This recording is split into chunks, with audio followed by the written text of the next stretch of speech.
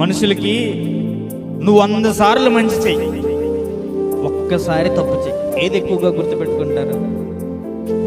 చేసిన తప్పే గుర్తుపెట్టుకుంటారు, కానీ చేసిన మంచి ఏమాత్రం కూడా గుర్తుపెట్టుకోరు. మనుషులు ఎలాంటి వారయ్యారంటే అవసరాలకు మన దగ్గరకు వస్తారు, నీ అవసరం తీరిపోయాక నేనేం చేస్తారు?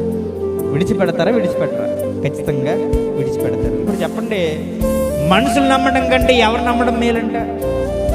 యెహోవాను నమ్మడం మేలంట. నేను ఒక మాట చెప్పనా, మనిషికి నువ్వు సహాయం చెయ్యి అని ఒకవేళ అడిగావనుకో, గుర్తుంటే చేస్తాడు, లేకపోతే చెయ్యడు. గుర్తున్నా కూడా చెప్పండి, కొన్నిసార్లు సహాయం చేస్తాడా?